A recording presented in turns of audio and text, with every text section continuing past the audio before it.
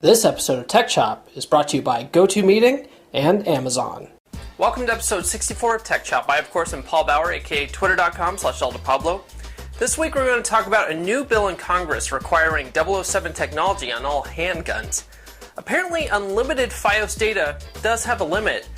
Twitter announces two-factor authentication, and Kim.com says he invented that two-factor authentication. And one of the very first Apple Ones is being sold for $400,000. All this and more right after this. I believe successful teamwork is the foundation for successful business. And when you meet face to face, you work more efficiently. But with clients and coworkers spread out across the globe and on the go, coming together can be impossible. That's why I use GoToMeeting with HD Faces, the powerful and simple way to meet and collaborate online, from wherever you are, whenever you need to connect. With GoToMeeting, it just takes a click to share your screen and work on the documents in real time. And with webcam, you can see everyone in HD video. It's just like meeting in person. It's so easy to launch or join a meeting from anywhere using your computer, phone, or tablet. Heck, you can even present from your iPad. At my company, we use GoToMeeting all the time, and you should be using it too. Try GoToMeeting free for 30 days. Don't wait for the special offer. Visit GoToMeeting.com, click on the Try It Free button, use the promo code PODCAST. Be sure to use the promo code PODCAST so they know that Tech Chop sent you. GoToMeeting. Meeting is believing. And now for this week's stories. If you've been watching for a while, you know I'm a gun enthusiast. In fact, in episode 47, we dedicated the episode to the Second Amendment. Anyway, needless to say, I followed the gun debate pretty closely, and this latest story happens to deal with technology. Apparently, Representative John Tierney has introduced a bill in Congress that would require all handgun manufacturers to include James Bond-like personalization technology. Computer World said, quote, "The Personalized Handgun Safety Act of 2013, H.R. 2005, would mandate that all newly manufactured handguns be personalized within 2 years, offering a modern-day solution to the persistent problem of gun violence. The bill would also require that existing weapons be retrofitted with the technology within 3 years before they could be sold." This bill is said to be inspired by the latest James Bond flick, Skyfall, where Bond had a gun that could only be fired by him. So it would appear that our politicians are writing laws based on the movies they've seen. Maybe Representative Tierney should watch American Story, which is about the Battle of Athens. In that story, the town used their Second Amendment rights to overthrow a corrupt politician, and is based on a true story. Anyway, this bill is so ridiculous that I'm sure it'll get shot down in committee. But we'll see. For those of you who use Verizon's FiOS internet with unlimited data, it turns out that unlimited actually means there is a limit, although it's pretty damned high.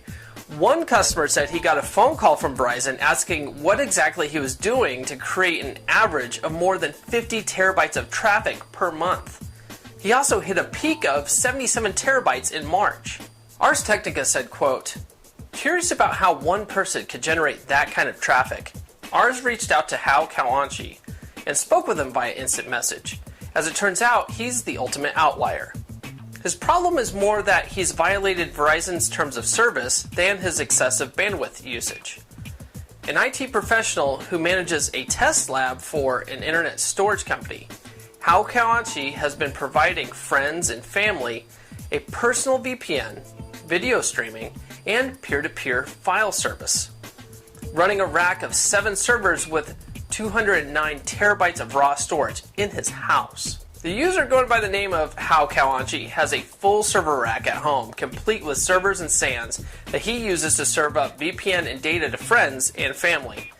Because of the bandwidth he uses, and because he is serving up data to outside people, Verizon said it violated their terms of service, and is forcing him to switch to a business account or face being disconnected from the internet completely.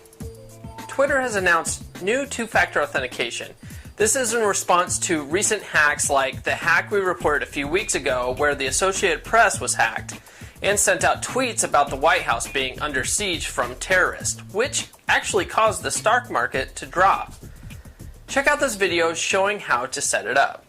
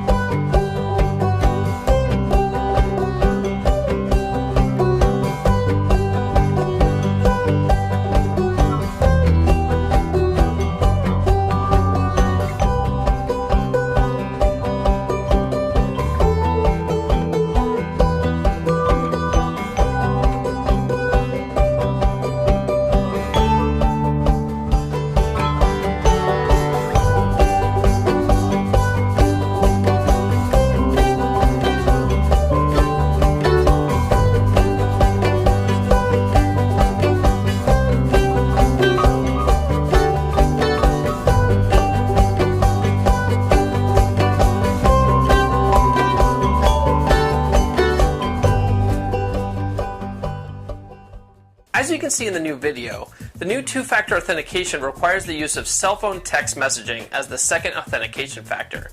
If you haven't enabled it already, I highly recommend it. Speaking of two-factor authentication, Megaupload creator Dotcom claims that he invented the two-factor authentication that Twitter is now using. Kim apparently filed for the patent in 1998 and it was published 2 years later. TechCrunch said, quote, Google, Facebook, Twitter, and countless other monstrous sites all use two-factor authentication to protect user accounts, and Kim.com's tweets suggest that he hasn't seen a cent from any of them for alleged massive IP infringement. Will Kim.com sue these giants? Not according to recent tweets from Dotcom. Instead of suing, he is asking the giants to help fund his defense. If you're unfamiliar with that case, Kim.com had all of his assets for the file sharing site Megaupload.com seized by the FBI last year. In our final story this week, one of the 6 original Apple I computers came up for auction this past week in Cologne, Germany. But considering we filmed this on a Thursday, I can't tell you how much it actually went for. I can tell you though that it was expected to sell for around $400,000. The LA Times said, quote, the value of vintage Apple products has recently skyrocketed. An Apple I, designed and hand-built by Apple co-founder Steve Wozniak, might have fetched a few $1,000s a couple of years ago. The German auction includes a series of other oldies, including an Apple Lisa 1 that Brecker estimates could reach a bid price of $40,000. The Lisa 1 was one of the first commercially sold computers that used a mouse for navigation. Auction team Brecker sold one of the other original 6 Apple I's for $640,000, while a New York auction house sold one for $375,000 last year. That's a lot of money to spend on an obsolete computer that can't do much. I'm content spending $780 on a Lenovo ThinkPad. What do you think? Would you spend that kind of money on nostalgia?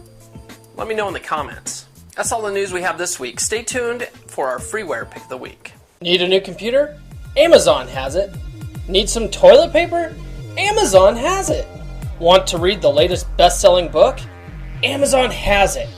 Amazon is literally your one-stop shop for everything you could possibly ever want online. They also resell items from some of your favorite online retailers like Tiger Direct, except oftentimes with no taxes and cheaper shipping. Plus, if you sign up with Amazon Prime with a low cost of only $79 per year, you get free 2-day shipping on millions of different items. Everything is delivered right to your door. No more driving to the store for your odds and ends, taking away from valuable Xbox time. Shop in your underwear like you always wanted to do. Go to amazon.techchop.com. You'll get the same experience and prices, plus a small percentage of your purchase goes to help out TechChop. It's win-win for everybody. Visit amazon.techchop.com now and get your Amazon shop on. Bookmark amazon.techchop.com for all your future purchases and continue to help out the show. That's amazon.techchop.com. This week's freeware pick of the week is Rootkit Revealer. Rootkit Revealer is an advanced rootkit detection utility. It runs on Windows NT4 and higher, and its output lists registry and file system API discrepancies that may indicate the presence of a user mode or kernel mode rootkit. It's certainly handy to see if your computer has been compromised. That's all I have this week. As always, if you have something to say, sound off in the comments below or hit us up on our Facebook page. Remember, we have new episodes every week, so be sure to like, fave, subscribe, and we'll see you next time right here on Tech Chop.